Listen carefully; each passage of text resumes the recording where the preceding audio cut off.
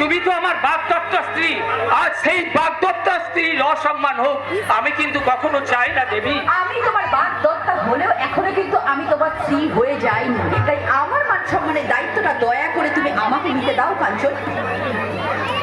তুই একই করলি দেবী, হ্যাঁ দিয়েছিলাম, ভুল করেছিলাম, তাই তো সেই ভুলের সংশোধনটা করে ওকে মুক্ত করে দিতে চাই। যাও, এখন তুমি এখান থেকে যেতে পারো।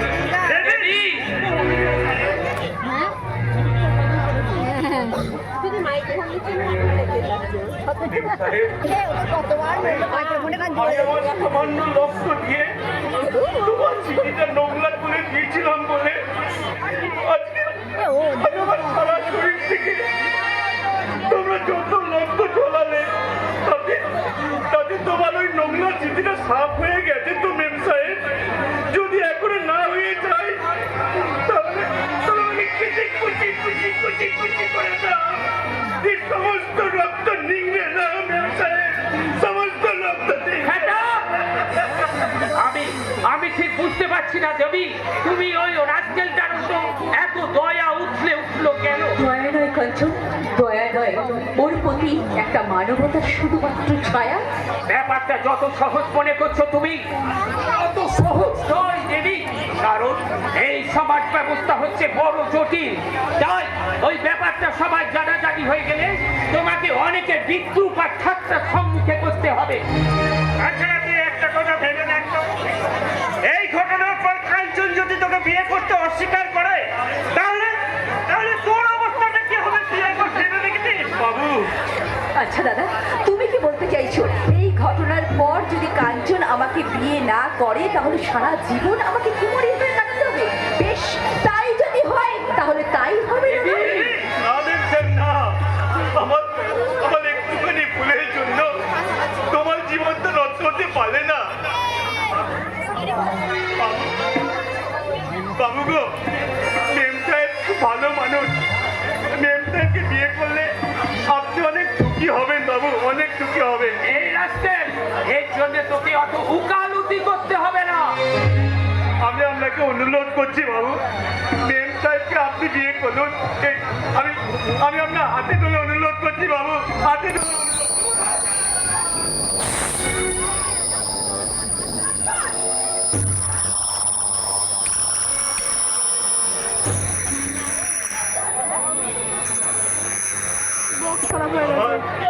আমার অনুরোধ আপনি লাগলেন না বাবু, তবে কি আমার সামান্য একটু ভুলের জন্য এই মেম সাহেবের বিয়ে হবে না?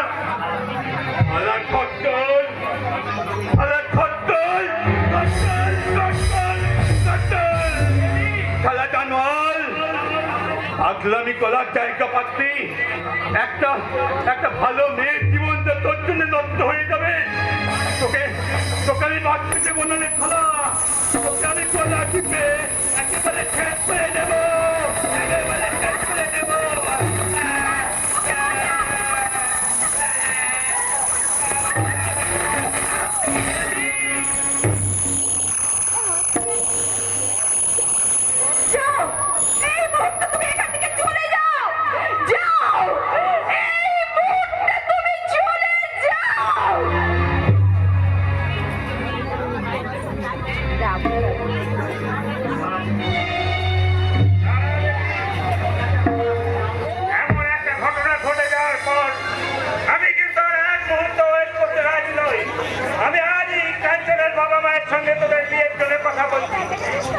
এই মুহূর্তে কাঞ্চনকে বিয়ে করার ব্যাপারে আমার একটু আপত্তি থাকতে পারে দাদা সোনা। আপত্তি থাকার কি আছে? আরে বাবা, একটা খ্যাপা ছেলে হয়তো ভুল করে তোর মাথায় সিঁদুর ঘষে দিয়েছে, এই তো ব্যাপার আছে। সেই ছোট্ট পাগলামোকে কেন্দ্র করে তোমরাও তো কম বড় পাগলামো করলে না দাদা সোনা। সে দুফোঁটা গায়ের রক্ত আমার সিঁথিতে ঘষে দিয়েছিল বলে তোমরা সবাই মিলে তার শরীর থেকে হাজার ফোঁটা রক্ত জড়িয়ে দিয়েছো। এটা কি কম বড় পাগলামো হলো? একটা কলঙ্ক ঢাকবার জন্য তোমরা আমাকে আবার নতুন করে কলঙ্কিত করেছো। বলতে পারো দাদা সোনা, সেই কলঙ্কটা তোমরা কেমন করে আমার ঢাকবে? কেন বলো না তো দাদা সোনা, বলো কেন তোমরা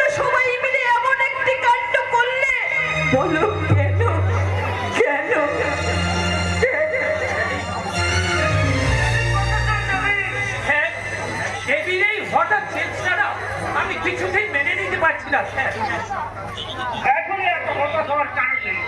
মেয়েদের বলতো বড় দুর্বল, তাই হয়তো ওই খেপা ছেলেটাকে মারধর করতে দেখে ও একটু শক্ত হয়ে গেছে। এখন আমি বরং তোমার মা বাবার সঙ্গে গিয়ে ফাইনাল কথাটা দাঁড়াও, ঠাকুরজির মত না নিয়ে তুমি এখনো যে বিয়ের ডেটটা ফাইনাল করতে পারবে না। হ্যাঁ, এই রে আমি চাই আগামী লগ্নেই ওর বিয়েটা হোক। এটা আমার ডিসিশন। আমার ডিসিশন কখনো নড়চড় হয় না। প্লিজ স্যার, দেবী যখন কিছুদিন সময় চাইছে এ দুটো তো তো নক ভালো করতে। পেলে। আমি তো সময় দিতে রাজি আছি। আমি দেবীর জন্য সারা জীবন অপেক্ষা করে থাকবো, তবু দেবীকে ছাড়া আমি কাউকে বিয়ে করব না স্যার, আমি কাউকে বিয়ে করব না। হঠাৎ করে দেবীর বিয়েটা পিছনে চাইছো কেন? দেবী রাজি হচ্ছে না তাই? দেবী রাজি হচ্ছে না, নাকি তুমি রাজি হচ্ছে না যে বিয়েটা ওর সঙ্গে হোক? ওগো, তুমি চুপ করো, তুমি চুপ করো।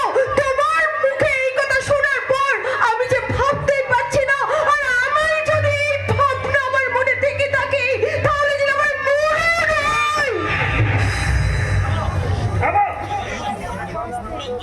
বেশ কিছুদিন আগে তুমি তোমার মাস্টারদা বোনের সঙ্গে তোমার ভাইয়ের বিয়েটা ঠিক করতে চেয়েছিলে। ছি ছি ছি, এই তুমি কি বলছো রে? তুমি কি বলছো? না না দাদা, দেবীর সঙ্গে বৌদির মাস্টার ভাইয়ের বিয়ের প্রস্তাবটা আমি বৌদি দিয়ে তোমার কাছে পাঠিয়েছিলাম, কিন্তু যখন জানতে পারলাম কাঞ্চন এই পদ্মাকে ভালোবাসে, তখন বৌদির ফোনটা কাগজ করে দেয়। ঠাকুরপো, আমার জন্য কেন তুমি ওর সঙ্গে শুধু